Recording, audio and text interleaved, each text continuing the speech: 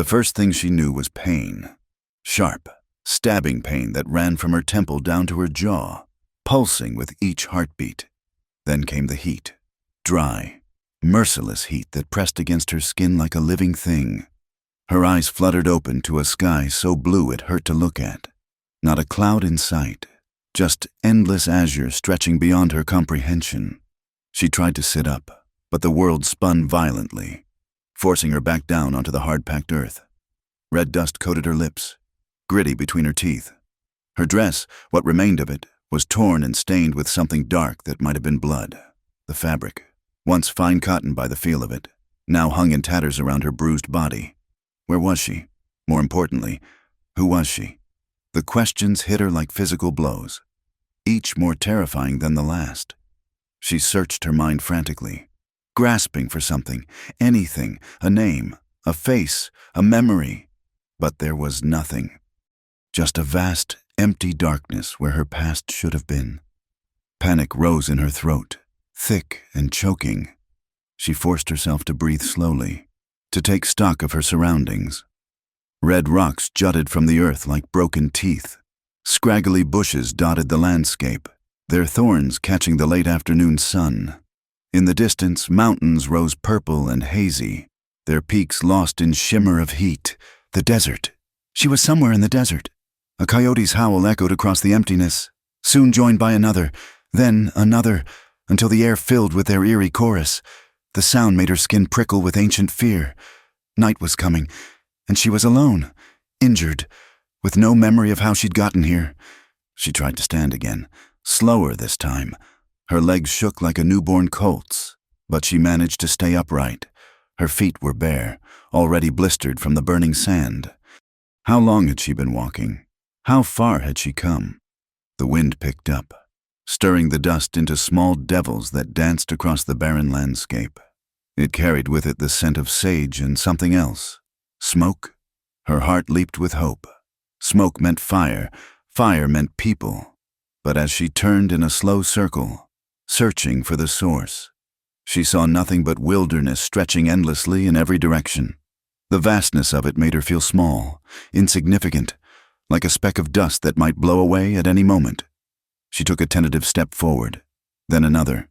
Each movement sent fresh waves of pain through her body, but she pressed on. To stop was to die. Even without her memories, she knew that much. The sun was sinking lower now, painting the rocks in shades of orange and crimson. Soon it would be dark, and the desert that was merciless by day would turn deadly cold by night. She needed shelter, water, help. That's when she saw him. He appeared as if from the very rocks themselves, materializing from the shadows cast by a massive boulder. Tall, broad-shouldered, moving with the fluid grace of a mountain cat. His skin was bronzed by the sun, his hair black as midnight, falling past his shoulders in a way that seemed both wild and dignified. He wore buckskin leggings and a cloth around his waist, his chest bare save for a necklace of turquoise stones, an Apache warrior. She'd heard tales, everyone had heard tales, of the Apache, fierce warriors who could track a man across bare rock, who fought with a savagery that made even hardened soldiers quake. She should run. Every instinct screamed at her to flee, but where would she go? And besides, her legs had turned to water at the sight of him. He approached slowly, his dark eyes never leaving her face. There was something in his gaze, not the cruel anticipation she might have expected, but something deeper, more complex. Recognition? But that was impossible. She didn't even recognize herself. When he was close enough that she could see the fine lines around his eyes, the scar that ran along his left cheekbone, he stopped. The silence stretched between them, heavy with unspoken words. Then he spoke, his voice deep and certain as thunder rolling across the plains. "You belong to me." The words hit her like a physical force. Not, "Who are you?" or "Are you hurt?" but a statement of possession delivered with absolute conviction. I don't understand," she managed to whisper, her voice cracked and strange to her own ears. "I don't know you. I don't know anyone. I don't even know myself." Something flickered in his eyes. Surprise? Concern? It was gone too quickly to tell. He studied her more intently now, taking in her injuries, her torn dress, the confusion written plainly on her face. "You do not remember." It wasn't a question. She shook her head, immediately regretting the movement as fresh pain lanced through her skull. "Nothing. I remember nothing." He was silent for a long moment, his expression unreadable. Then he moved closer, and she caught his scent. Leather and smoke and something wild, like the desert after rain. When he reached out to touch the wound on her temple, his fingers were surprisingly gentle. "Apache, do not lie," he said finally. "You are mine, have been mine, will be mine until the mountains crumble to dust." The certainty in his voice was absolute, brooking no argument. And stranger still, something deep within her, some instinct she couldn't name, whispered that he spoke the truth. "But how?" she asked. "If I can't remember, memory lives in more than the mind." He interrupted. "It lives in the blood, in the bones. Your body knows me, even if your thoughts do not." As if to prove his point, he placed his hand over her heart. The touch should have frightened her, this stranger claiming ownership of her very being. Instead, she felt safe, protected, as if she'd finally found solid ground after falling through endless space. "My name," she said suddenly. "Do you know my name?" For the first time, his stoic expression cracked, revealing a flash of something that might have been pain. "You have had many names, but the one I gave you, the one you chose to keep, is Sarah. Sarah, who was lost and found again." Sarah. She rolled the name around in her mind, testing it like a foreign word. It felt both right and wrong, like wearing someone else's clothes that happened to fit perfectly. "And you?" she asked. "What do I call you?" "I am Marcus," he said. "Marcus Crowhand, son of Standing Bear, warrior of the Chiricahua Apache." The sun had nearly set now, the temperature already beginning to drop. She shivered, wrapping her arms around herself. Without a word, Marcus shrugged off the blanket he wore over one shoulder and draped it around her. The gesture was gentle, almost tender, at odds with his fierce appearance. "Come," he said. "Night falls, and this is no place for you. The camp is not far." "Camp?" Fear flickered through her again. "Your people, will they—" "You are under my protection," he said simply. "None will harm you." She wanted to ask more questions, 1,000 more questions, but exhaustion was pulling at her like a tide. Her choices were limited. Trust this stranger who claimed to know her, or die alone in the desert. Put that way, it wasn't much of a choice at all. Marcus turned and began walking, not looking back to see if she followed. After a moment's hesitation, she did, her bare feet stumbling over rocks and thorns. Without breaking stride, he stopped and scooped her into his arms as easily as if she weighed nothing. "I can walk," she protested weakly. "You have walked enough," he replied. "Whatever drove you to flee into the desert alone, whatever stole your memories, it has taken enough from you. Rest now." Pressed against his chest, she could hear his heartbeat, steady and strong. The rhythm of it was oddly soothing, familiar in a way that made no logical sense. Her eyelids grew heavy, the pain in her head fading to a dull throb. "Marcus?" she murmured, testing his name. "What if I never remember? What if I'm not who you think I am?" His arms tightened around her, just slightly. "Then we will make new memories. But you are who you are. Sarah, the desert brought you back to me, as I always knew it would." The last thing she saw before sleep claimed her was the first star appearing in the darkening sky, bright and unwavering as the conviction in Marcus's voice. She was lost, yes, but perhaps, just perhaps, she was also found. The smell of wood smoke and roasting meat pulled Sarah from her dreamless sleep. For a moment, caught between waking and sleeping, she felt peaceful, safe even.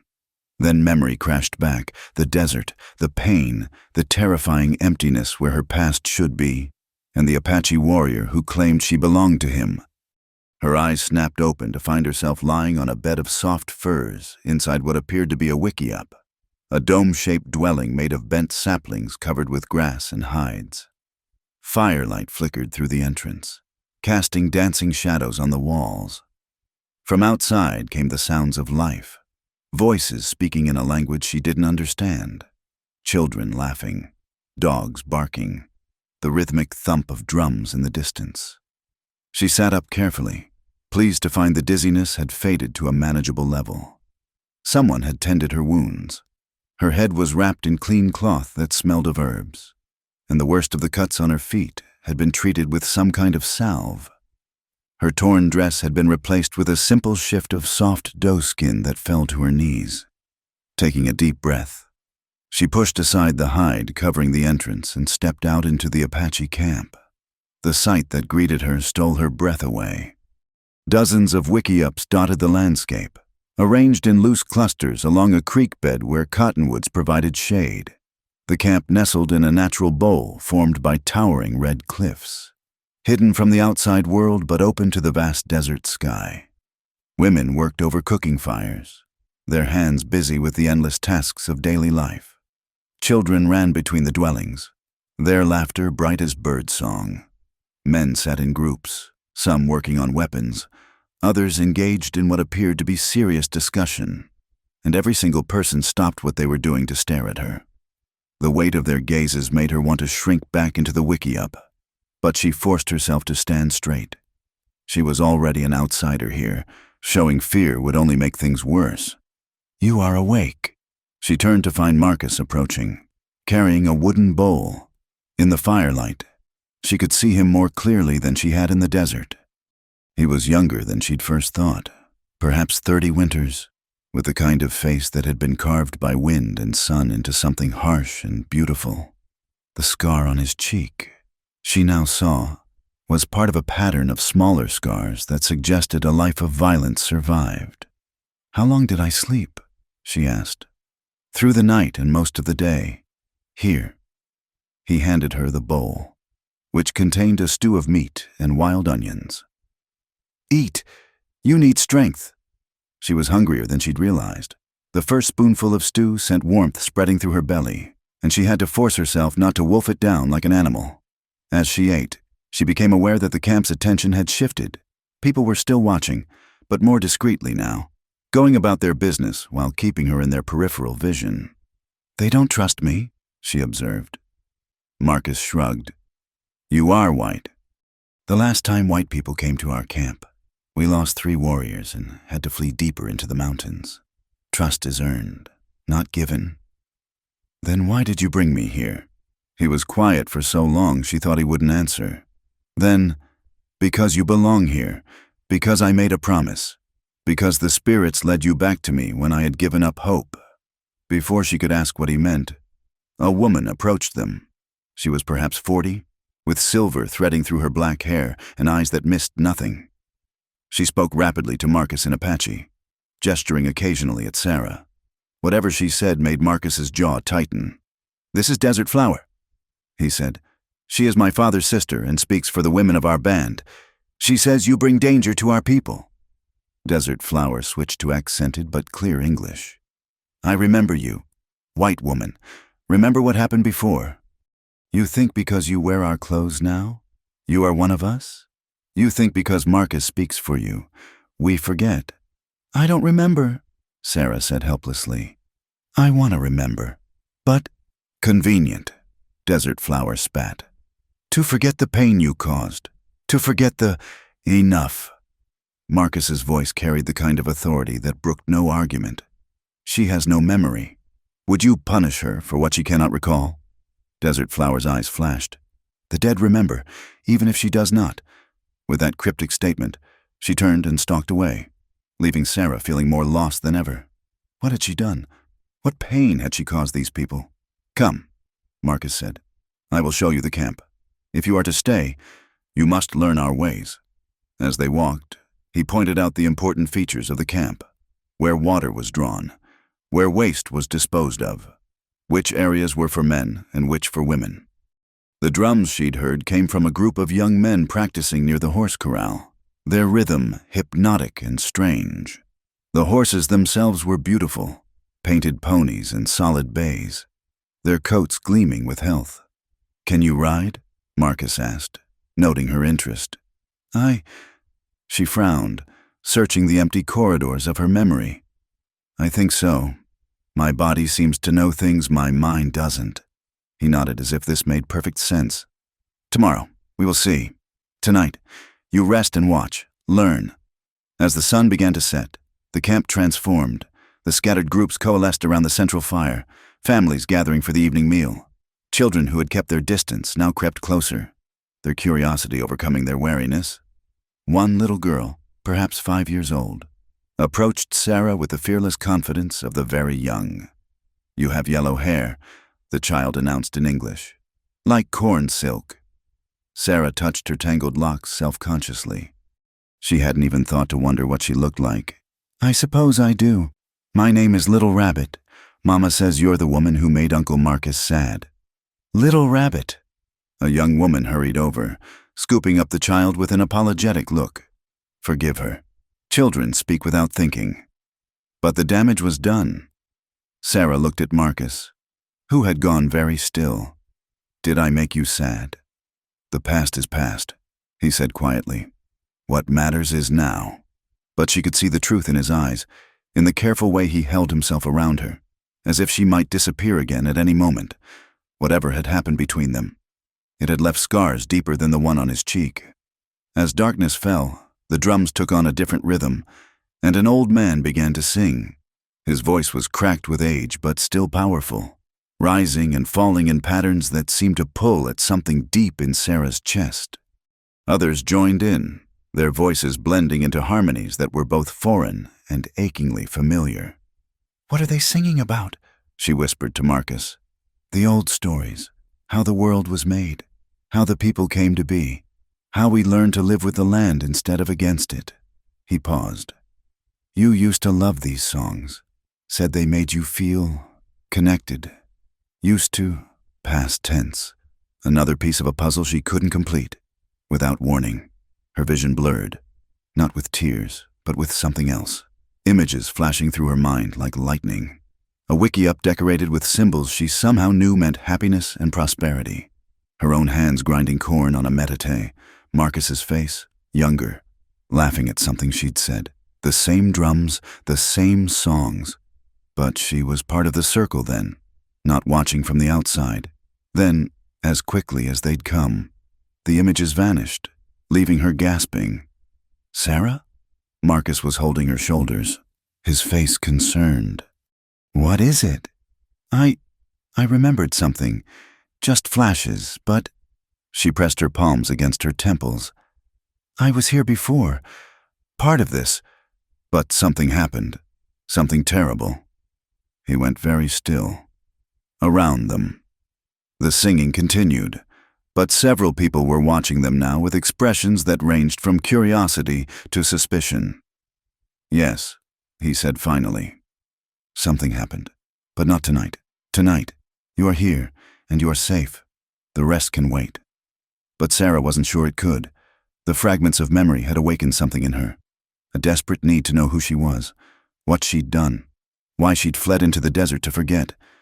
The answers were here, in this camp, in the careful distance the people maintained, in the sadness that flickered in Marcus's eyes when he thought she wasn't looking. As the evening wore on, she found herself studying the camp with new eyes. These people, the Apache everyone in the territories feared, were families. Mothers caring for children. Old men telling stories. Young couples stealing glances at each other across the fire. They laughed, they argued. They lived with a connection to each other in the land that was both beautiful and heartbreaking in its fragility, because she could see the signs of impermanence everywhere, the way the wiki-ups could be taken down and moved in hours, the constant presence of armed warriors on the camp's periphery, the wary attention paid to every distant sound. These were people under siege, clinging to a way of life that the advancing world seemed determined to destroy. "You're thinking deep thoughts," Marcus observed. She nodded slowly. "I'm thinking that I understand why Desert Flower sees me as a threat. My people, white people, we bring nothing but death to yours. Don't we?" Not all, he said. Not you. But even as he said it, she wondered if it was true. The flash of memory had shown her belonging here. Yes, but belonging and bringing peace were two different things. What if her presence here had caused the very tragedy everyone seemed to dance around mentioning? Later, when the fire had died to embers and families had retreated to their dwellings, Marcus walked her back to the wickiup she'd woken in. This was ours, he said quietly. Before, I have been staying with my cousin's family. But now, he gestured helplessly. I do not know what is proper. You are my wife, but you do not remember being my wife. You are Sarah, but you are also a stranger. Wife. The word hit her like a physical blow. She was married to this man, had lived with him, loved him presumably, and remembered none of it. I'm sorry, she whispered. This must be so hard for you. He touched her face gently, his calloused thumb tracing her cheekbone. What is hard is seeing you look at me with no recognition, hearing you speak to me as if we are strangers. But you are alive, you are here, and that is more than I dared hope for these past months. How long was I gone? 3 months. You disappeared the night the soldiers came.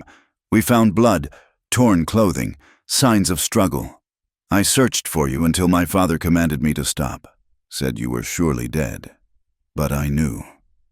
He tapped his chest. Here, I knew you lived, and now the spirits have returned you to me, even if your memories are still lost. 3 months. She'd been wandering for 3 months? Where? How had she survived? Marcus, she said slowly, I need to know what happened. All of it, even if it's painful. He shook his head.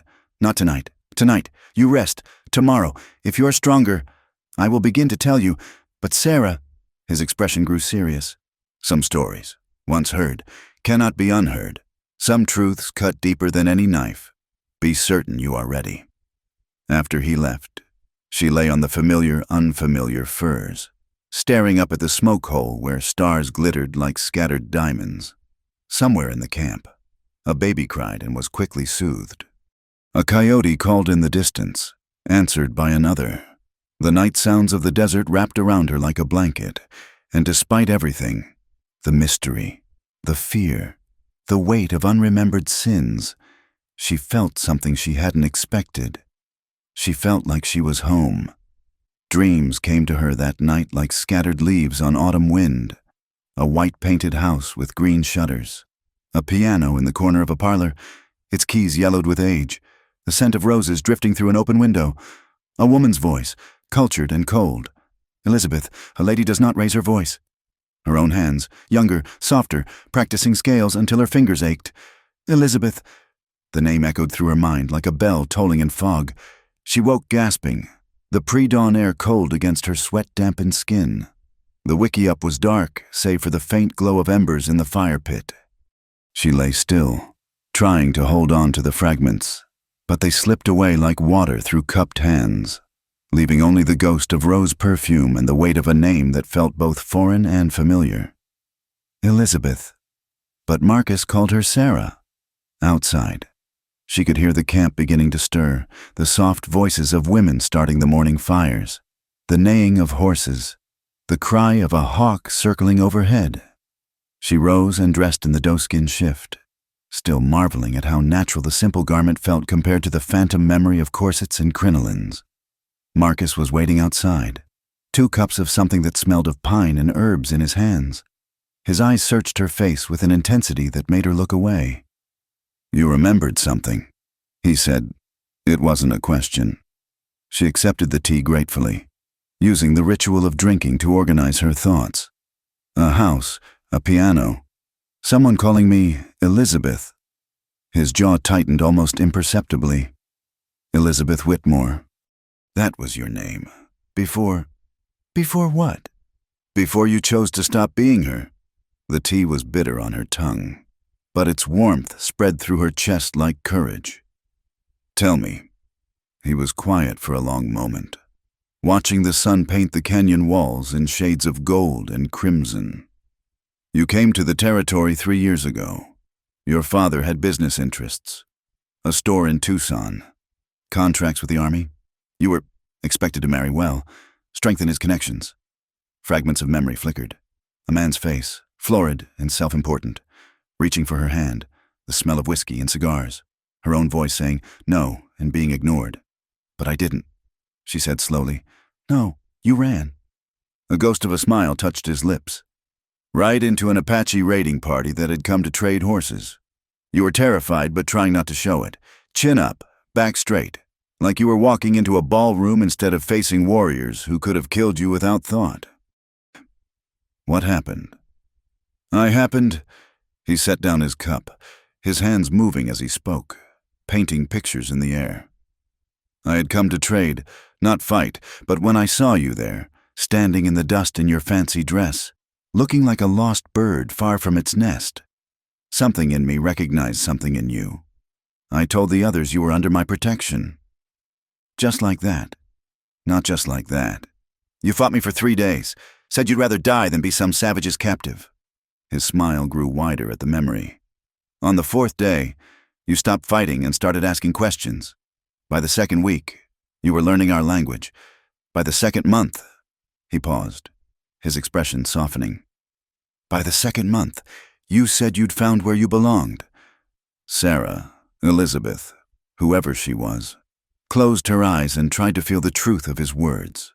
But between the woman in the White House and the woman learning Apache ways lay a chasm her broken memory couldn't cross. Desert Flower mentioned the dead, she said carefully. What happened? Marcus? What did I do? The warmth drained from his face. That is not a story for empty bellies. Come, you need to eat, and there is someone who wishes to speak with you. The someone turned out to be an ancient woman sitting in the shade of a cottonwood, her face mapped with decades of sun and sorrow. Her eyes, though clouded with age, seemed to see straight through to Sarah's soul. This is Singing Bird, Marcus said. She is our medicine woman. She remembers things others forget. Singing Bird spoke in Apache, her voice like wind through dry leaves. Marcus translated. She says the spirits are confused about you. You carry 2 souls in one body, the white woman who was, and the one who chose to walk the Apache path. The desert tried to burn one away, but both remain, fighting for dominance. Can she help me remember? The old woman reached out with one gnarled hand and touched Sarah's forehead. Her fingers were cool and dry, but at their touch, images exploded behind Sarah's eyes. Dancing around a fire, her feet knowing the steps, her voice joining the songs. Marcus teaching her to shoot a rifle, his patience endless as she missed target after target. Grinding corn with the other women, their laughter bright as water. A wedding ceremony under stars. Marcus's hand warm in hers as they spoke vows in words she somehow understood. And then, soldiers, blue uniforms stark against red rock, guns firing, screaming. A child, Little Rabbit's brother, falling, crimson spreading across his small chest, her own hands covered in blood as she tried to stop the bleeding. Desert Flower's anguished wail as she cradled her son's body. Sarah jerked away from the medicine woman's touch, bile rising in her throat. The soldiers came because of me. They were looking for me. Singing Bird spoke again, her tone gentler now. Marcus translated. She says yes and no. The soldiers would have come regardless. They always come. But yes, they used hunting for the stolen white woman as their excuse. And yes, there were those who died that night. How many? 7, 3 warriors, 2 women, 2 children. 7 lives. 7 souls torn from the world because she had chosen love over duty. Freedom over the cage of expectations. No wonder Desert Flower looked at her with such hatred. But that's not what broke my memory, she said slowly. Something else happened. After the attack, Marcus's face went carefully neutral. You did what you thought was necessary, what you believed would save the band. More images, these hazier, filtered through pain and desperation. Riding hard through the night, the lights of Tucson, her father's house, pleading, bargaining, threatening. If you call off the search, I'll come home. I'll marry whoever you want. Just stop hunting them. And her father's cold response. You're damaged goods now, Elizabeth. No decent man would have you, but very well. If you publicly renounce your savage ways and submit to proper reformation, I'll consider calling off the bounty." "I went back," she whispered. "I tried to go back to save everyone." "For 3 days," Marcus said quietly. 3 days you endured their reformation, locked rooms, Bible readings, a doctor who said your mind was diseased by primitive influence. On the 3rd night, you escaped again. But this time I wanted to forget. The truth of it rang through her like a bell. I couldn't live with the blood on my hands. Couldn't be Elizabeth who betrayed her father or Sarah who brought death to her chosen people. So I became no one. Singing Bird spoke once more. And this time, Sarah understood some of the words without translation. The old woman was talking about fractures, about healing, about the way broken bones sometimes grew back stronger. "She says," Marcus translated, "that forgetting was your soul's way of surviving. But now the time for hiding is past. You must choose. Be Elizabeth who runs from her past, or Sarah who faces it. The spirits will not let you remain between worlds forever." As if to emphasize the point, a commotion arose from the far end of camp. Warriors were mounting horses, weapons in hand. Marcus stood quickly, his hand moving instinctively to the knife at his belt. "What is it?" Sarah asked. "Scouts report riders approaching. White men, but not soldiers." His expression darkened. "Stay here. Do not let them see you." But as he turned to go, she caught his arm. "What if they're looking for me? What if my being here brings more death?" He covered her hand with his. "Then we face it together. You are my wife, Sarah, Apache. The past cannot change that unless you let it." After he left, Sarah sat with Singing Bird in silence, watching the warriors prepare for potential battle. The old woman began to hum, a melody that tugged at Sarah's memory. Without conscious thought, she found herself humming along, the notes coming from some deep place that transcended her fractured memories. "See?" Singing Bird said in heavily accented English. "Surprising, Sarah. Body remembers what mind forgets. You are both women, yes, but also neither. You are something new. Bridge between worlds. This is gift, not curse. A gift that costs 7 lives. Life costs life. Always has, always will. Question is not the dying. Question is the living. How you choose to live now, with both souls awake." The riders, it turned out, were traitors, not threats. The camp slowly relaxed back into its daily rhythms. But Sarah couldn't shake the feeling that her presence here was a lit fuse, burning toward an explosion that would destroy everything Marcus's people had built.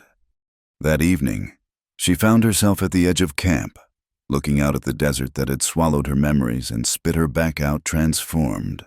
The sun was setting, painting the world in shades of blood and gold. Somewhere out there was Elizabeth's world, pianos and roses and corsets and fathers who saw daughters as currency. And here was Sarah's world, drums and sage and freedom, and a love that had survived even the erasure of memory.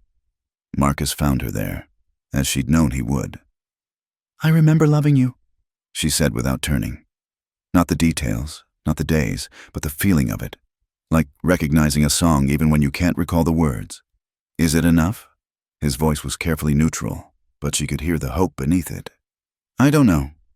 How can I be your wife when I'm not sure who I am? How can I stay when my presence brings danger? How can I go when leaving feels like tearing myself in half?" He moved to stand beside her, not touching but close enough that she could feel his warmth. "The Sarah I married would say that standing still is not an option, that we must move forward, even when the path is unclear. And if moving forward means more death, if the soldiers come again, they will come whether you are here or not. This war between our peoples began long before you, and will continue long after. But love is rarer than war. Love is worth the risk." A coyote howled in the distance, and others answered, their chorus wild and free.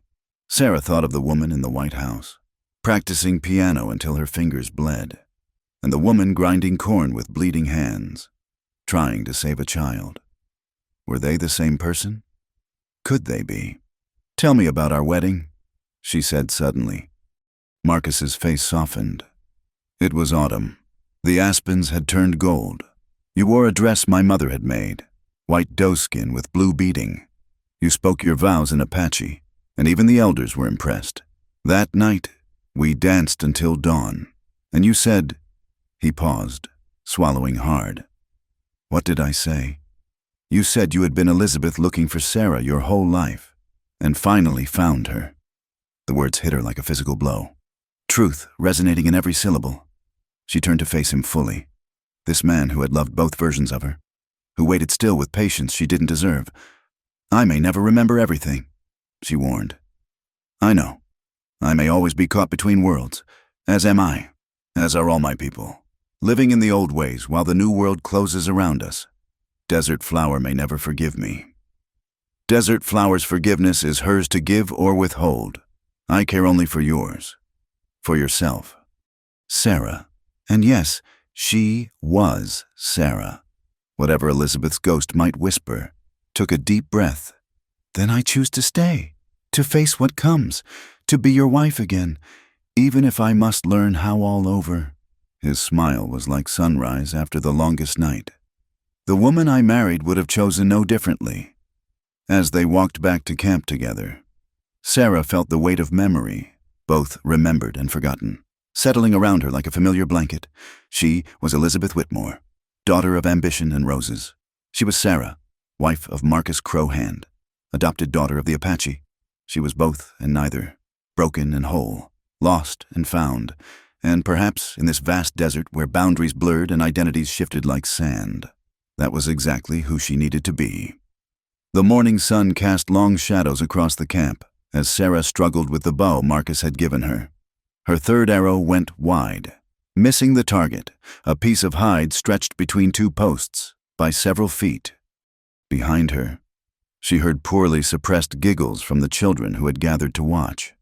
You think too much, Marcus said, adjusting her stance.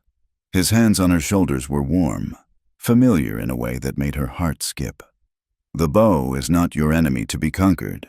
It is part of you, extension of your will. Easy for you to say, she muttered, knocking another arrow. You've been doing this since you could walk, and you did it well before. Your body remembers, even if your mind resists.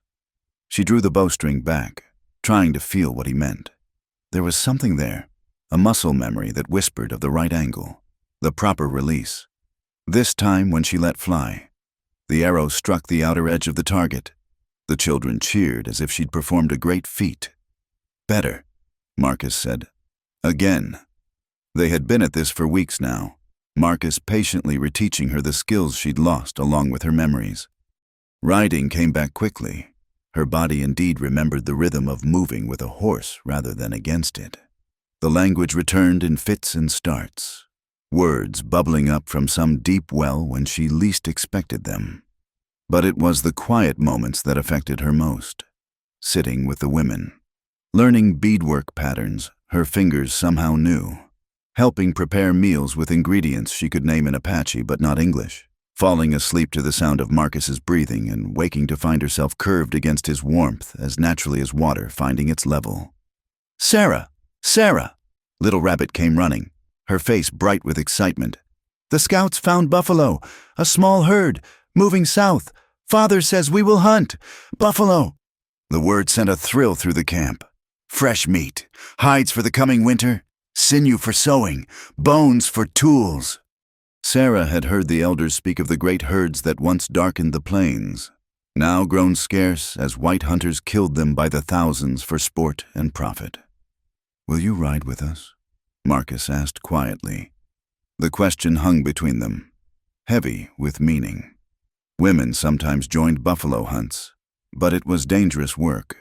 For her to ride would be to publicly claim her place among the people once again. Yes, she said, surprising herself with the firmness of her response. Desert Flower, passing with a load of freshly gathered roots, made a dismissive sound. She will only slow you down, bring danger, as she always does. Sarah felt heat rise in her cheeks, but before she could respond, an unexpected voice spoke up. Then she rides with me, said Running Wolf. Desert Flower's husband. The warrior was respected, his word carrying weight. I would see for myself if Marcus's wife has truly returned to us. It was not quite acceptance, but it was a start. The hunting party left at dawn the next day, 15 warriors and 3 women, Sarah among them. She rode a spotted mare that Marcus said had been hers before, and the horse seemed to know her, responding to the slightest shift of weight or pressure of knees. They rode hard across the desert, following trails invisible to her eyes but clear as roads to the Apache scouts. The landscape changed as they climbed higher into the mountains, saguaro giving way to pinon and juniper, red rock to gray granite. The air grew cooler, carrying the scent of pine and the promise of snow. At midday, they stopped to rest the horses near a spring. Sarah knelt to drink, and as her reflection wavered in the water, she saw both women looking back, Elizabeth's pale eyes and Sarah's sun-darkened face. "You ride well," Running Wolf said, crouching beside her. "Like one born to it. Marcus is a good teacher. He taught you before, too, but teaching can only do so much. The rest must come from within." He studied her with dark, thoughtful eyes. "My wife grieves still for our son. Her anger at you is the anger of a wounded heart, but I remember how you held him as he died, trying to breathe your own life into his body. You grieved as we grieved. I wish I could remember him properly." Sarah said softly, "Give his memory the honor it deserves. Perhaps forgetting is its own honor, to carry such pain always." He shook his head. "The spirits were merciful to grant you release, but now you must earn your place anew. Show my wife that Sarah lives, not just the ghost of her." They found the buffalo late that afternoon, a small herd of perhaps 30 animals grazing in a meadow surrounded by aspens already turning gold. The hunters dismounted well back from the herd, moving on foot with practiced stealth. Sarah watched, heart pounding, as Marcus and the others crept closer. The plan was simple: startle the herd into running toward a narrow canyon where other hunters waited. But buffalo were unpredictable, dangerous when threatened. The attack began with a cry that sent the animals wheeling in confusion. Arrows flew, finding their marks with deadly precision. The herd bellowed and stamped, then began to run, not toward the canyon as planned, but directly at the spot where Sarah and 2 other women held the horses. "Move!" someone shouted, but there was nowhere to go. Steep slopes on either side, the thundering herd bearing down on them. Sarah's body acted without thought. She vaulted onto her mare, grabbed the reins of 2 other horses, and kicked her mount into motion.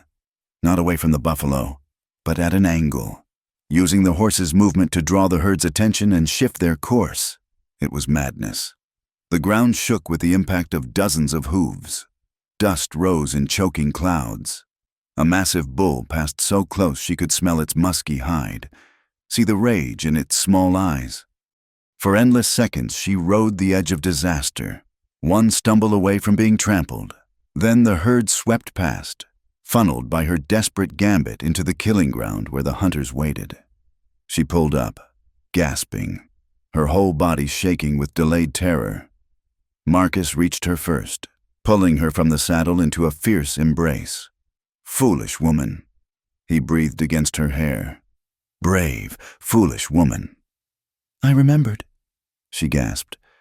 "My body, it just knew what to do." The hunt was successful, 3 buffalo down, enough meat to feed the band for weeks.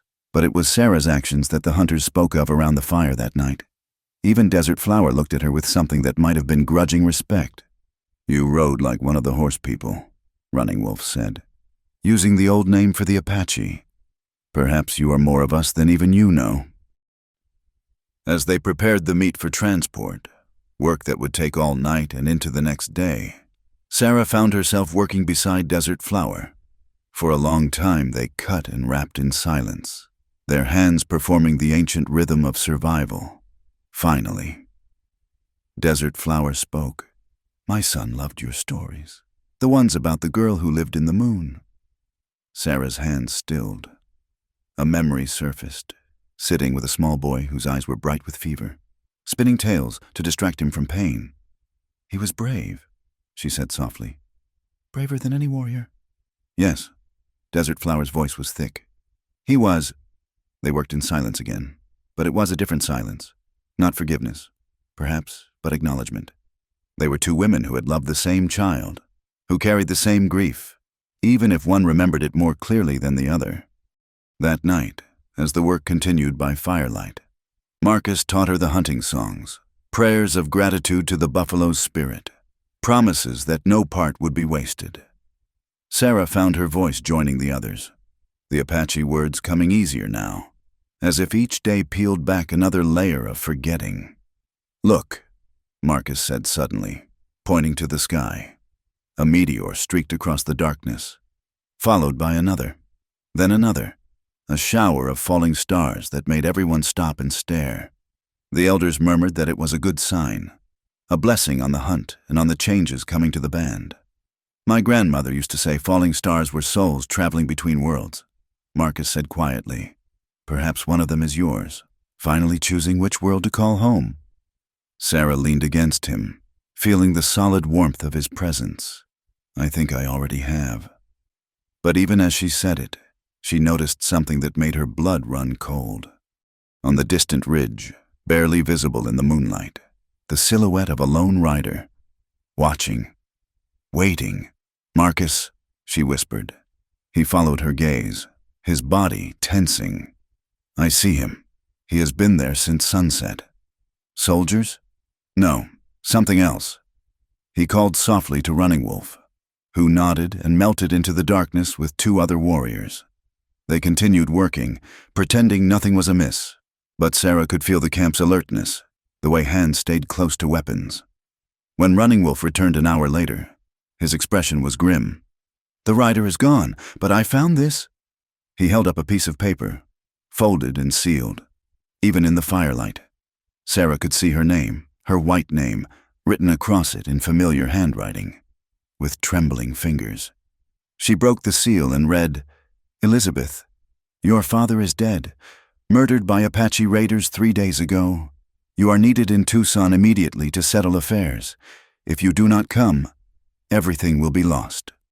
The man who brings this letter will wait at Skeleton Canyon for 3 days. Come alone, or do not come at all. James Whitmore, Esquire." The paper fluttered from her numb fingers. Her father, the man she had fled from, bargained with, disappointed so thoroughly, was dead.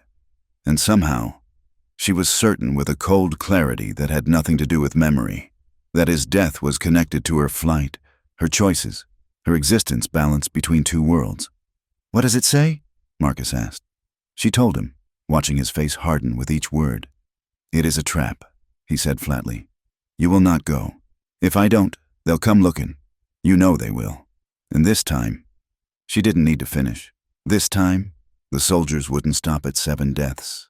Around them, the celebration of the successful hunt had turned to tense discussion. The elders gathered, speaking in low voices. Desert Flower stared at her across the fire, and in her eyes Sarah saw not anger but fear of what chaos the white woman might bring this time. 3 days, Sarah said softly. "We have 3 days to decide." But in her heart, she already knew. The past she had tried to forget, the identity she had tried to burn away in the desert, it had found her anyway. Elizabeth Whitmore's world was calling her back, and this time, she couldn't run from it. The question was, would she return as Elizabeth, or as Sarah? And either way, would Marcus's people survive her choice? The fire crackled and sparked, sending embers spiraling up to join the falling stars. Somewhere in the darkness, a coyote howled, that wild, mournful sound that could mean anything or nothing.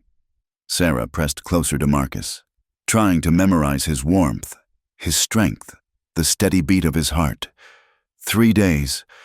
3 days to choose between worlds, between loves, between the woman she had been and the woman she had become. The hunt was over, but something far more dangerous had just begun. The argument had raged for 2 days. "She goes alone, she dies," Marcus said for the 100th time, pacing the confines of their wickiup like a caged mountain cat. "This lawyer, this James Whitmore, he is either bait or executioner. And if I don't go, they'll come here." Sarah countered. How many will die then? 20? 50? The entire band? Let them come. We have fought soldiers before. Not like this. She held up the letter, now creased from constant handling. This isn't about random raids or territory disputes.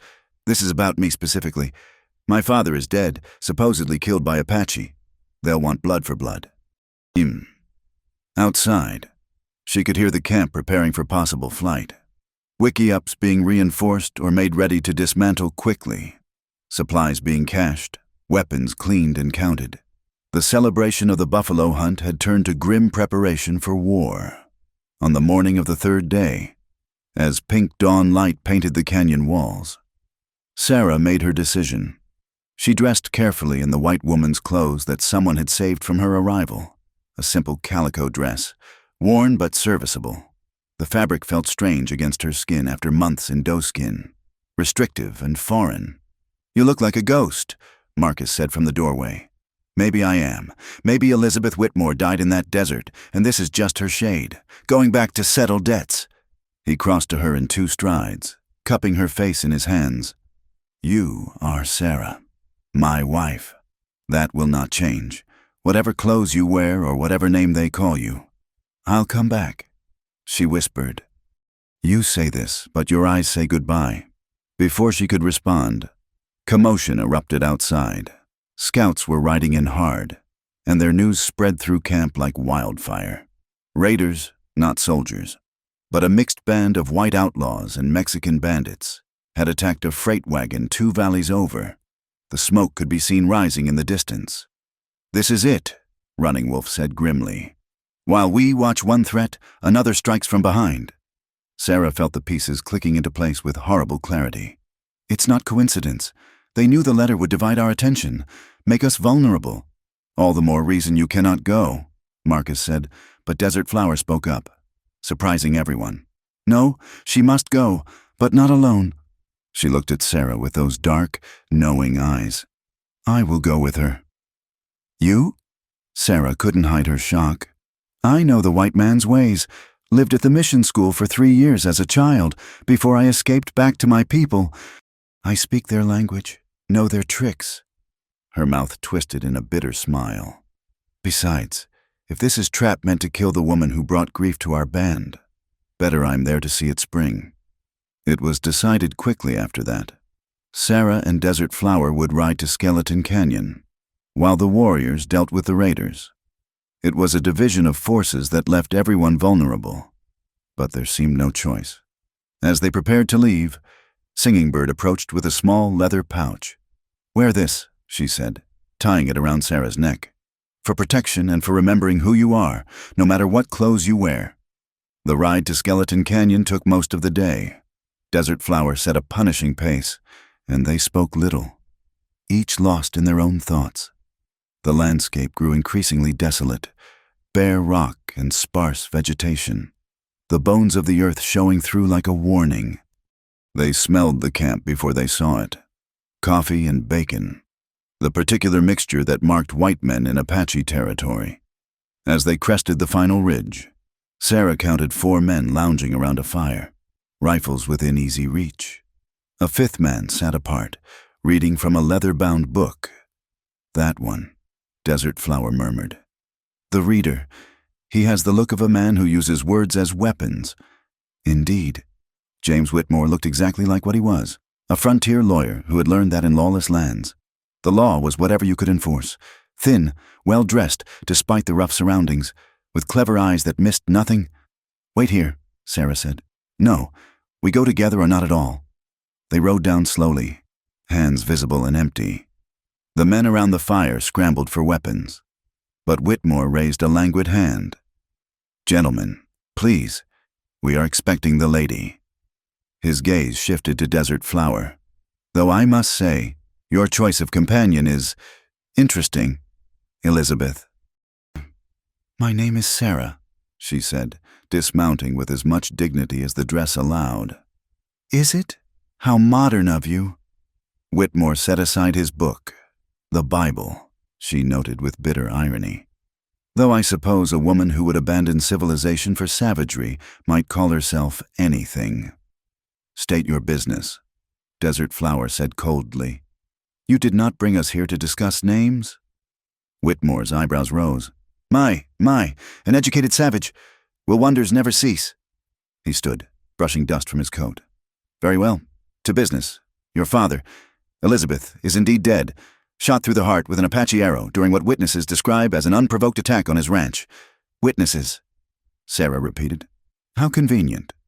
Indeed. Even more convenient that he had recently changed his will, leaving everything to... Well, that's where it becomes complicated. He produced a document from his coat.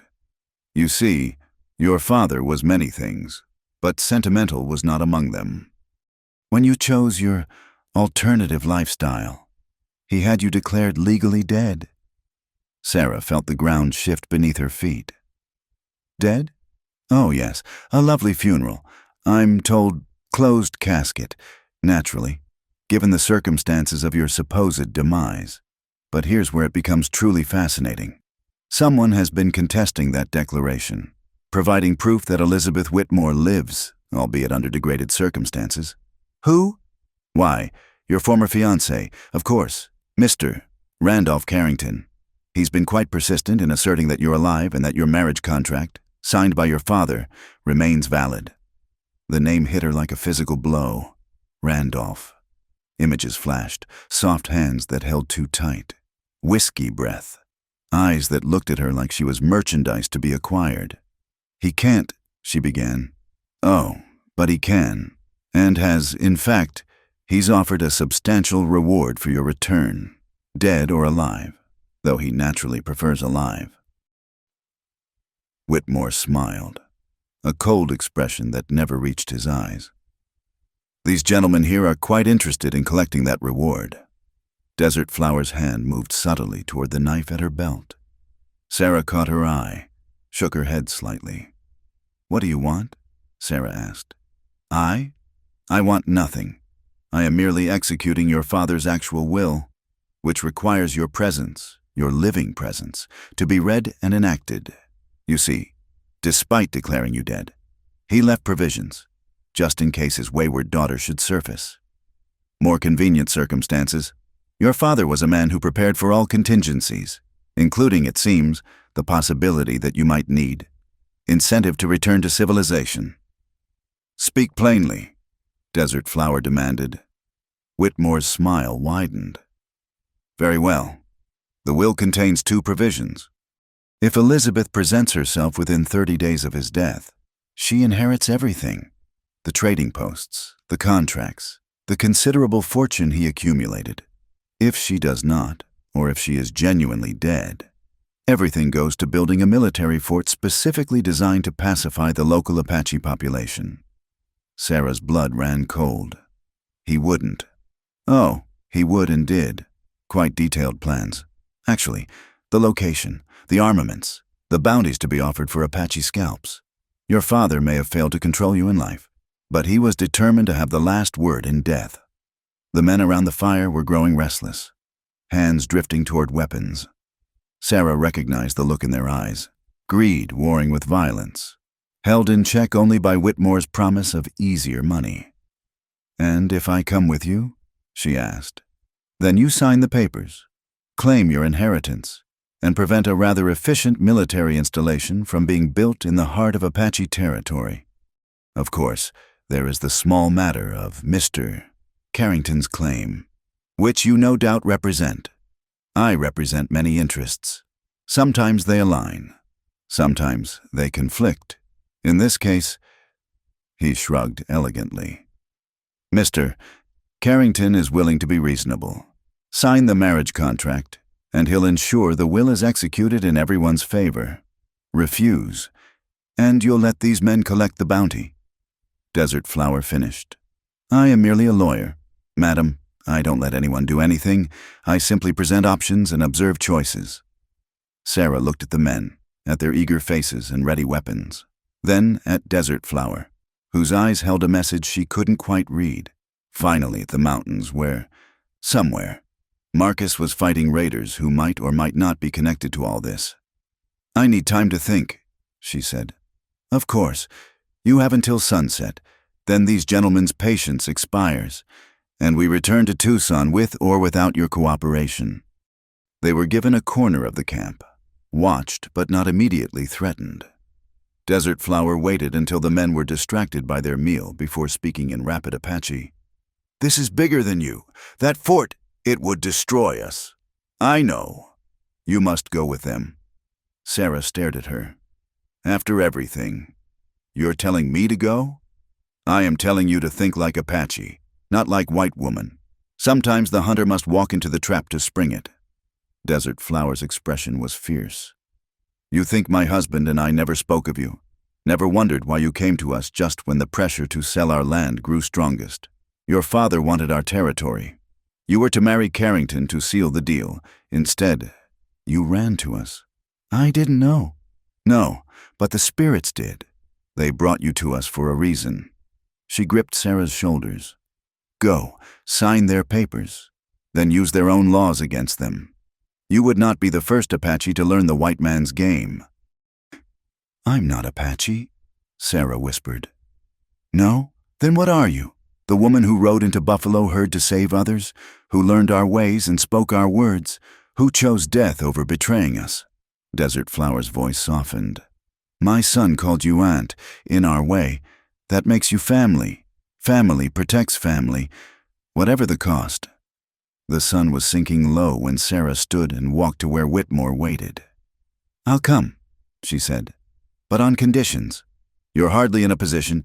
I come freely, or these men try to take me by force. How many will I kill before they succeed? How damaged will Carrington's bride be? How legitimate will any document signed under duress appear to a proper court?" Whitmore considered this. "Your terms. The Apache woman rides free. No pursuit, no harm." "Agreed. I see the will before I sign anything." "Naturally. And Carrington meets me on neutral ground, not his place or yours. The mission at San Xavier." "Interesting choice. Very well." As Desert Flower prepared to leave, she embraced Sarah, a gesture that shocked them both. "Tell Marcus," Sarah began. "I will tell him you fight for us in your way, as he fights in his—" She mounted her horse, then looked back. "That dress does not suit you. But then, warriors wear many disguises." After she was gone, vanished into the gathering darkness, Whitmore approached with something like respect in his eyes. "You know, Miss Whitmore, your father always said you were too clever for your own good. I begin to see what he meant. My father is dead." Sarah replied. "And Elizabeth Whitmore died in the desert. You're taking Sarah Crowhand to Tucson." "As you wish. Though I doubt, Mr. Carrington will appreciate the distinction."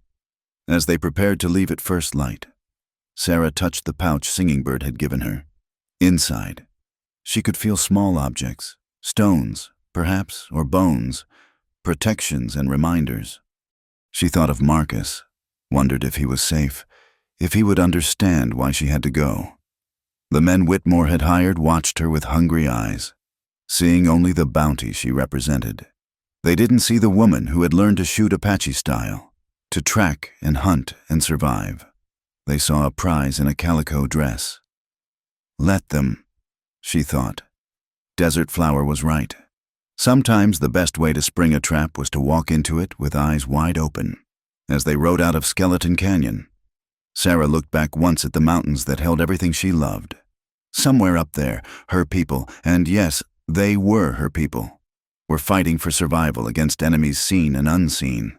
Now it was her turn to fight, using weapons Marcus couldn't wield, papers and laws and the strange alchemy of the white world that turned everything, even death and love, into property to be bought and sold. "How long to Tucson?" she asked Whitmore. 3 days, if we push hard. 3 days to plan. 3 days to remember everything Elizabeth Whitmore had known about contracts and laws and the men who wielded them. 3 days to become the weapon her people needed. The desert stretched out before them, harsh and beautiful in the morning light.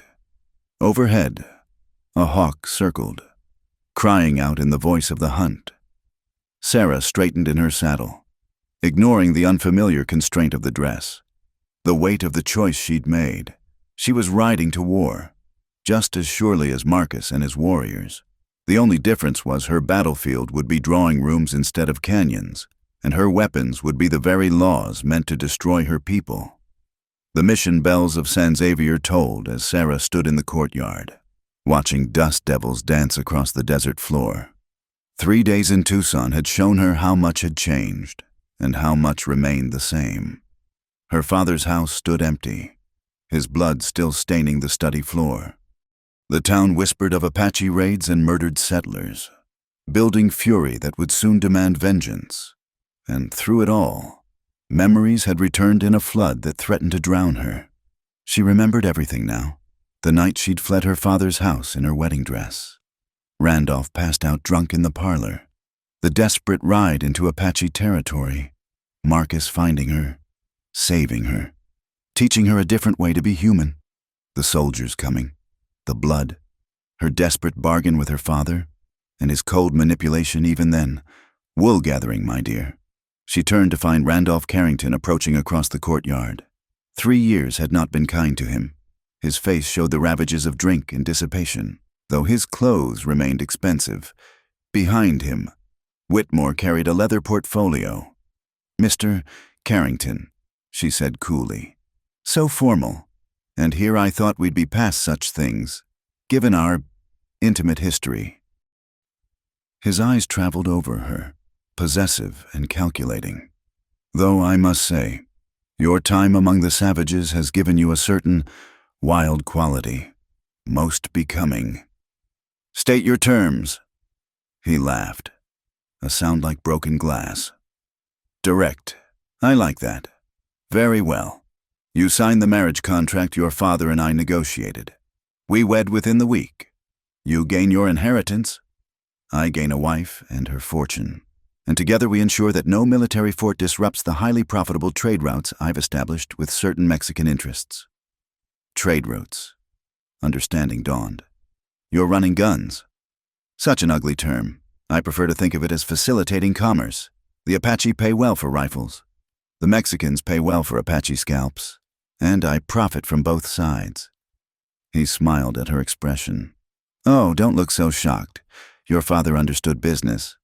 Why do you think he really wanted that Apache land? Not for ranching, my dear.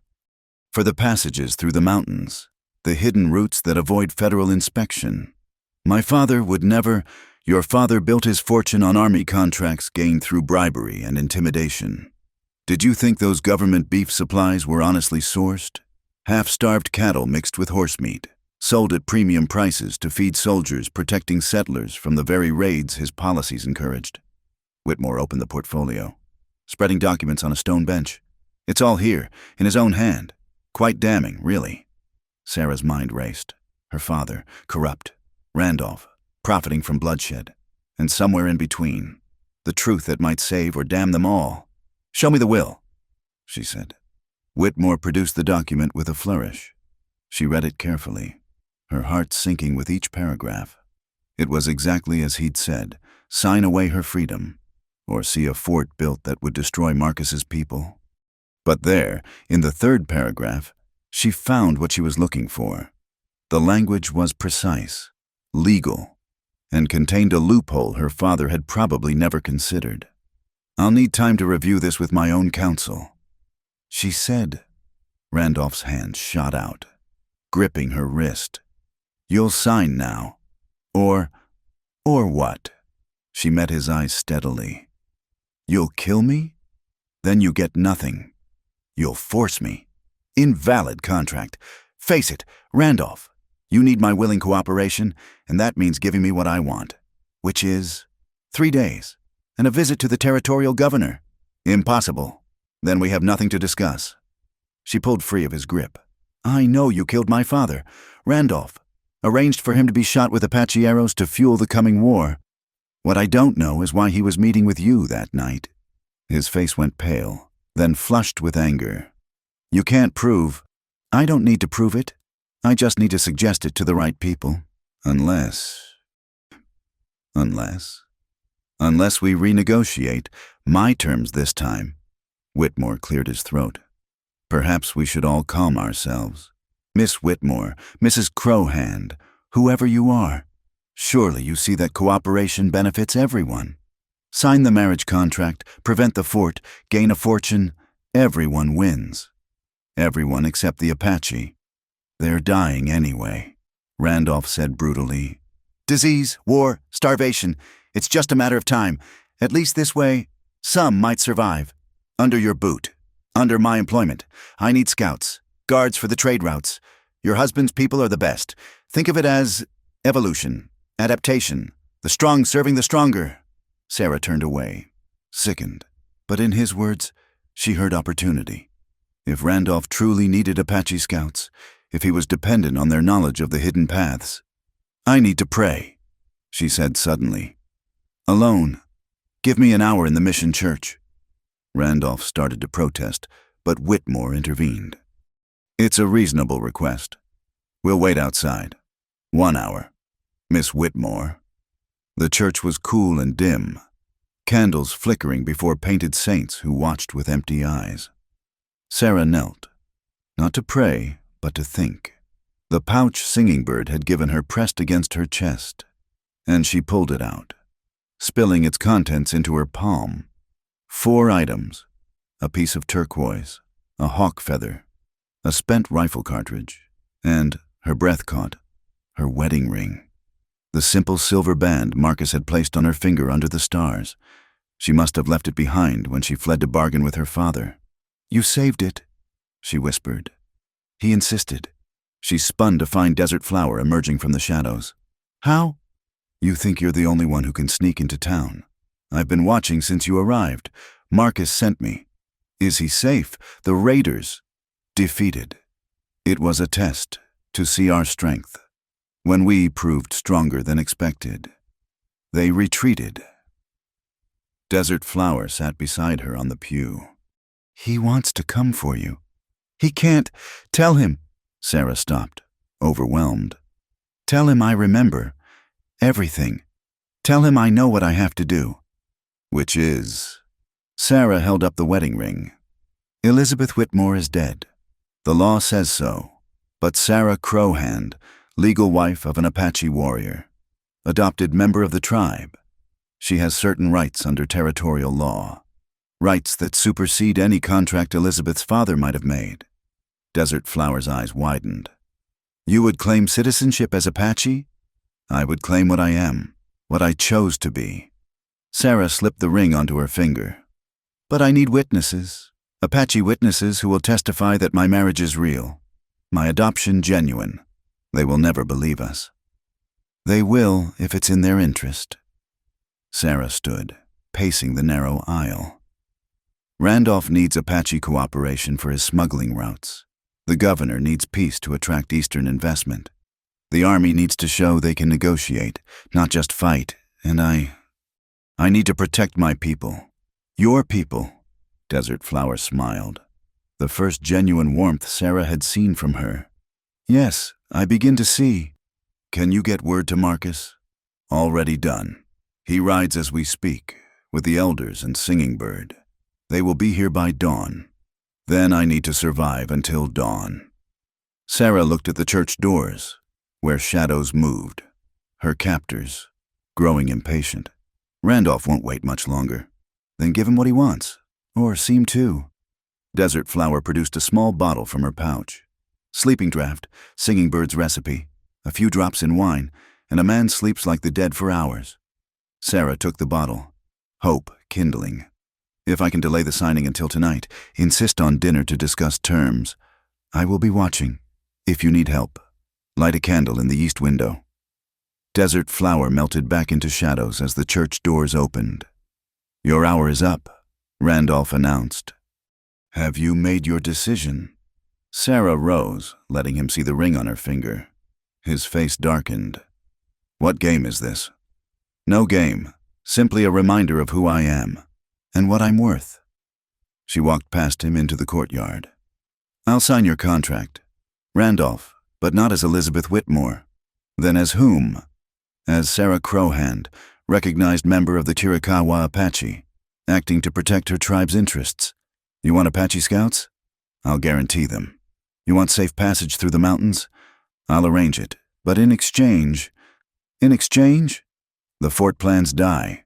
The Apache keep their current territory, and my previous marriage is recognized as valid and dissolved properly before any new contract is signed. Whitmore frowned. The legal complications are your problem to solve. You're the lawyer. Find a way to make it work, or find another heiress to manipulate. Randolph grabbed her arm, yanking her close. You think you're clever, don't you? Think you can outsmart us all? I think, Sarah said quietly, that you need me more than I need you. Kill me, and you get nothing. Force me, and the contract won't stand, but work with me. She smiled coldly. Work with me, and we both get what we want. He released her slowly. What guarantee do I have? My word, and this, I want what's best for the Apache right now. That means preventing a war they can't win. If making a deal with the devil accomplishes that, so be it. The devil? Randolph laughed. My dear, you flatter me. Very well. We dine tonight at the governor's mansion. Wear something appropriate. We'll discuss terms. After they left, Sarah stood alone in the courtyard, trembling. The game she played was deadly, balanced on a knife's edge. One wrong word, one suspected betrayal, and everything would collapse. But as the sun set over the desert, painting the sky in shades of blood and gold, she thought of Marcus riding through the night, of Desert Flower keeping watch, of singing birds' medicines and blessings, of a people worth saving. No matter the cost, she had been Elizabeth Whitmore, prisoner of expectations. She had been Sarah Crowhand, learning freedom in the desert. Now she must be both and neither, a bridge between worlds, walking a path that might save or destroy everything she loved. The mission bells tolled again, calling the faithful to evening prayer. Sarah touched the ring on her finger, feeling the weight of promises made and kept. Tomorrow would bring new challenges, new deceptions, new dangers. But tonight, she had work to do. Straightening her shoulders, she walked back into town, ready to play the role of a lifetime. The woman who returned from the dead, the wife who chose her husband's people, the warrior who fought with words instead of arrows. The bells fell silent, but their echo lingered in the desert air like a benediction, or a warning. The governor's mansion blazed with light, every window glowing against the desert darkness. Sarah stood at the entrance, wearing a borrowed gown of deep blue silk that felt like armor against her skin. She had doctored Randolph's wine during dinner, watched him grow drowsy and irritable before excusing himself. Now came the real test. Mrs. Crowhand. Governor Patterson himself greeted her, a shrewd man with calculating eyes. Your resurrection has caused quite a stir. I imagine it has. She accepted his arm, letting him lead her into the main salon where Tucson's elite had gathered. Though I must correct you, I never died. I simply chose a different life. Among the Apache, his tone was carefully neutral, an unusual choice for a woman of your background. Perhaps. But then, I've come to believe that understanding between peoples begins with individuals willing to cross boundaries. They were interrupted by a commotion at the door. Sarah's heart leaped as Marcus entered, flanked by Running Wolf and two elders. They wore their finest clothing, decorated buckskin and silver, feathers and turquoise. The crowd parted before them like water, some in fear, others in fascination. What is the meaning of this? Whitmore sputtered, pushing forward. Governor, these savages, these men, Sarah interrupted smoothly, are my family, my husband, Marcus Crowhand, and the elders of our band. They've come to witness any agreements made concerning their people. Marcus's eyes found hers across the room, and in them she saw pride, love, and trust. She touched the ring on her finger, drawing strength from its presence. This is highly irregular. The governor said, so is building a fort on Apache land based on a dead man's spite. Sarah replied, but perhaps we can find a more progressive solution. She moved to the center of the room, aware of every eye upon her. This was her battlefield, and words were her weapons. Gentlemen and ladies, of Tucson. You see before you something unprecedented. Apache warriors standing peacefully in your governor's mansion. Why? Because they, like you, want a future for their children. The question is, will that future be written in blood or in partnership? Partnership? A woman laughed shrilly. With murdering savages? Sarah turned to face her. Tell me, madam, how many Apache have you actually met, spoken with? Do you know their names, their families, their hopes? She gestured to Marcus. This man speaks 3 languages. He can track game across bare rock, navigate by stars, and survive where your best scouts would perish.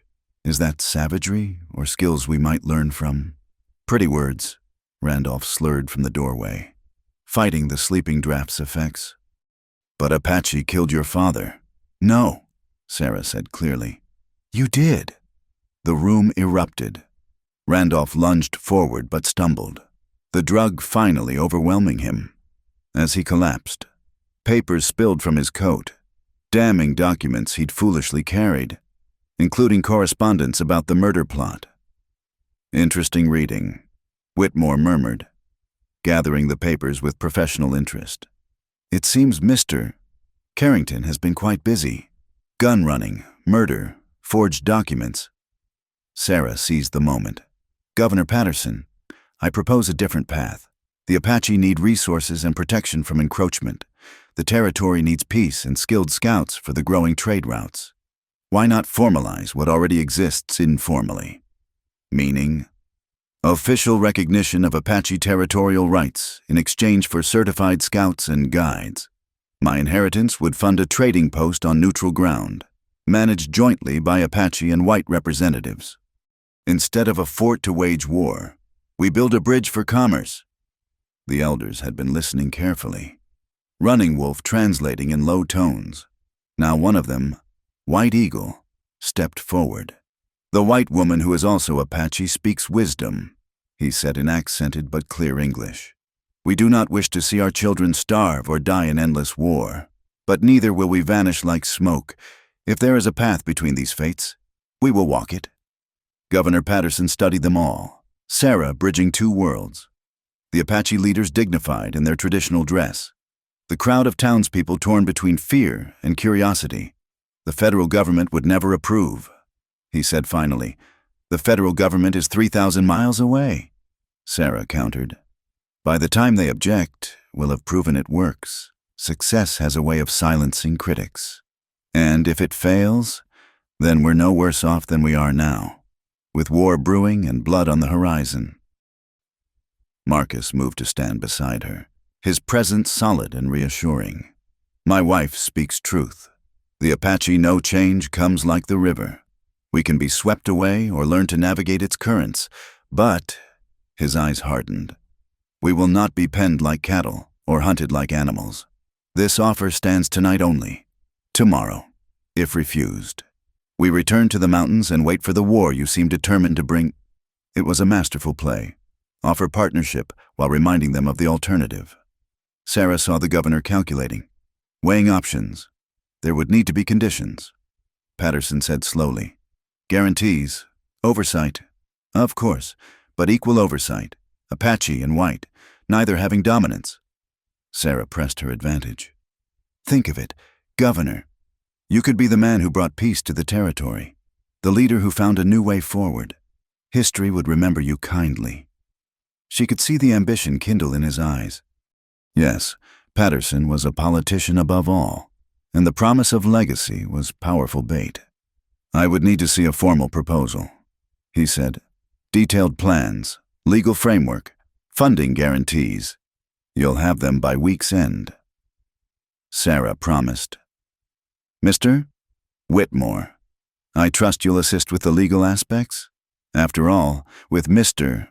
Carrington's enterprises about to be exposed, you'll need new clients. Whitmore smiled thinly. You learn quickly. Mrs. Crowhand.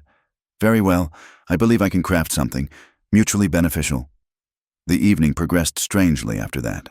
With Randolph unconscious and his crimes revealed, the immediate threat dissolved. Some guests left hurriedly, unwilling to socialize with Apache, but others, curious or calculating. remained. Sarah watched in amazement as the governor's wife, of all people, approached Singing Bird to admire her turquoise necklace. "It's beautiful, Mrs. Patterson said. "The craftsmanship is exquisite." Singing Bird smiled. "My grandmother made, passed down, mother to daughter, many generations, like my pearls." Mrs. Patterson touched her own necklace. "Isn't it funny how women everywhere treasure the same things?" It was a small moment, but Sarah felt its significance. Two women, worlds apart, finding common ground in jewelry and family traditions. This was how peace began, not in grand gestures but in human connections. Later, as the evening wound down, Sarah found herself on the mansion's balcony with Marcus. The desert stretched out before them, silver under a rising moon. "You did well," he said simply. "Like a warrior in battle, knowing when to strike and when to wait." "I was terrified," she admitted. "Every moment, expecting it all to collapse. Fear is wisdom in the face of danger. But you didn't let it rule you." He pulled her close. "When Desert Flower told me your plan, I thought you were mad. But I see now. You fight for us in ways I cannot. We're not safe yet." Patterson could change his mind. The federal government could intervene. Your people might reject the compromise. Yes, but tonight, we have hope. And hope is more than we had yesterday. They stood in comfortable silence, watching clouds drift across the stars. Inside, Sarah could hear voices, Apache and white mingling. Not easily, but trying. It was fragile. This peace she'd crafted from desperation and clever words. But fragile things could grow strong with care. "What happens now?" Marcus asked. "Now I write proposals and fight with lawyers instead of rifles. Now you convince your people that this path, however strange, leads to survival. Now we build something new from the ashes of the old." "And us? What happens to us?" Sarah turned in his arms, looking up at the man who had saved her, loved her, waited for her through memory's loss and recovery. "We go home, whether that's the mountains or a trading post or somewhere in between. As long as we're together, I'm home." He kissed her then, under the vast desert sky. And for a moment the world's complications fell away. They were simply Sarah and Marcus, two souls who had found each other against all odds. Inside, a clock chimed midnight, a new day beginning. Sarah thought of her father, whose death had set all this in motion. He'd wanted to control her, use her, shape her to his will. Instead, his schemes had freed her to become something he never imagined, a bridge between worlds, a warrior for peace, a woman who chose her own path. "We should go back inside," she said reluctantly. "There's still work to do. There always will be. But tonight, we've won a battle without bloodshed. That's worth celebrating." As they returned to the salon, Sarah saw Desert Flower deep in conversation with the banker's wife about weaving techniques. Running Wolf was explaining horse breeding to a group of ranchers. Even White Eagle had found an audience, telling stories that transcended language barriers. It wasn't perfect. There were still suspicious glances, careful distances maintained. But it was a beginning. And beginnings, Sarah had learned, were precious things in a world too quick to embrace endings. "My friends," Governor Patterson called for attention, "this has been an unprecedented evening. I cannot promise easy solutions to our territorial challenges, but I can promise this. We will explore this new path with open minds and good faith. Perhaps it's time we stopped seeing only enemies where we might find neighbors." Cautious applause greeted his words. Sarah caught Marcus's eye and smiled. They had done it. Not solved everything, but opened a door that had seemed forever barred. Tomorrow would bring new challenges. But tonight, in a governor's mansion where Apache and white mingled peacefully, where a woman stood with one foot in each world and brought them closer together, anything seemed possible. The war for the future had begun. And for the first time, Sarah believed they might win it without firing a shot. 6 months later, smoke from cooking fires drifted across the trading post that stood where desert met mountain.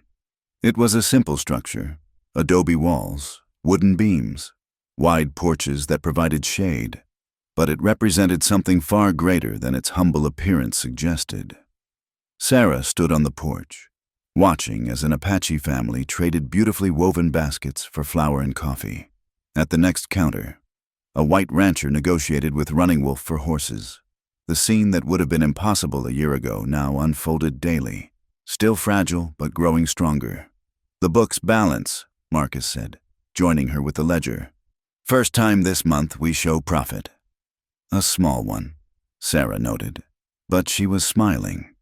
Enough to hire another translator and expand the eastern storage. Whitmore says the governor is pleased. The lack of raids has brought new settlers, new investment, and new challenges.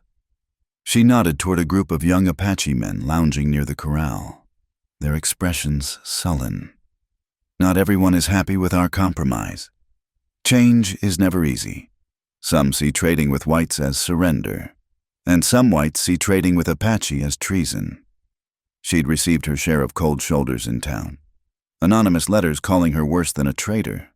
But she'd also received support from unexpected quarters: the banker's wife, who now sold Apache weavings in her shop, the doctor who came monthly to treat anyone who needed care, regardless of which world they came from. Little Rabbit came running around the corner, chasing a chicken that had escaped its pen. She'd grown in these months, losing some of her baby roundness, but her laughter remained bright as silver bells. "Aunt Sarah, the chicken won't listen." "Chickens rarely do," Sarah laughed, helping her corner the wayward bird. "Much like certain small girls I know." As they returned the chicken to its pen, Desert Flower emerged from the main building where she taught weaving to anyone who wished to learn, Apache and white alike. The transformation in their relationship still amazed Sarah. From suspicion and hatred had grown respect, then friendship, and now something closer to sisterhood. "The Patterson girl shows promise," Desert Flower reported. "Clumsy finger still, but a good eye for pattern. Her mother will be horrified and proud in equal measure." Sarah said, "Mrs.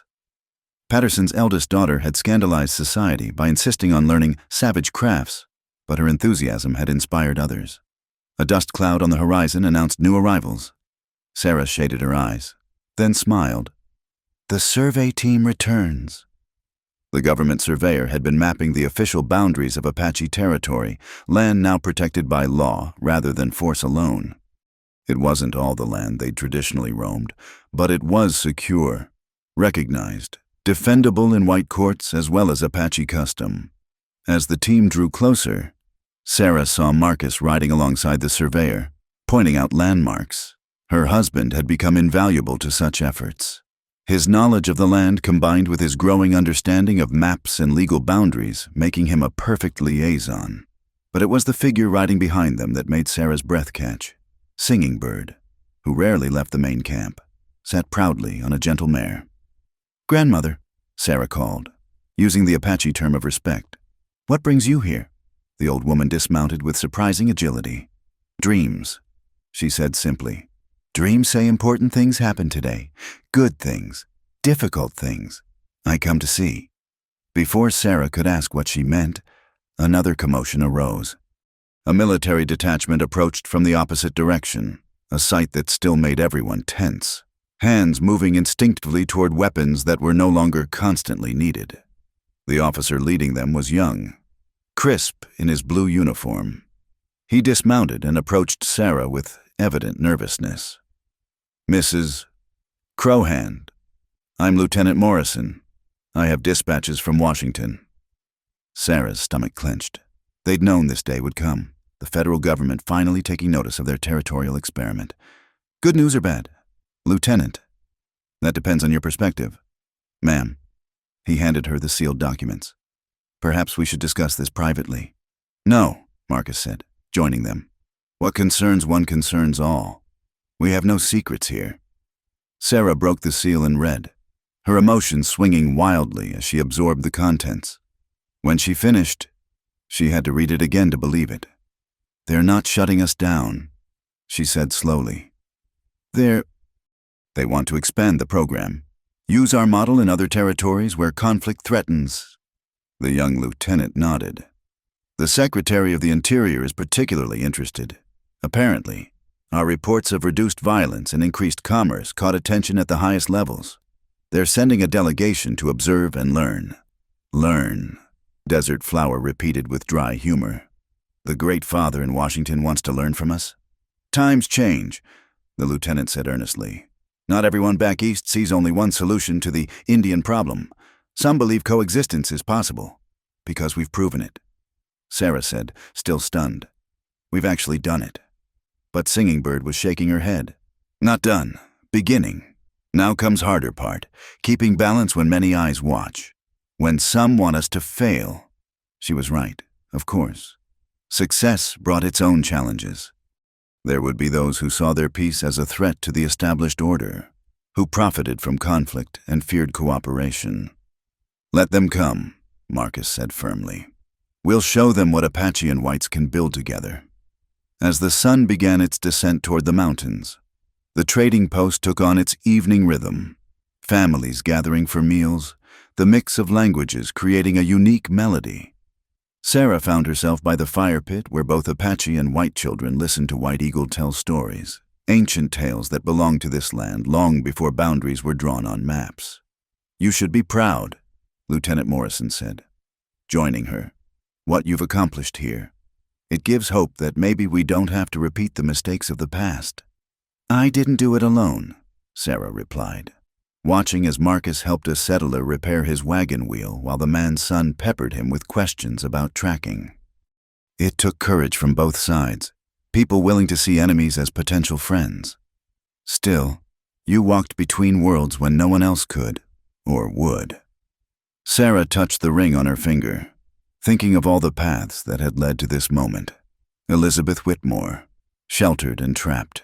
Sarah the captive, then wife, then broken woman lost in the desert. And now, what was she now? I'm home, she said softly, understanding finally hitting her. For the first time in my life, I'm truly home.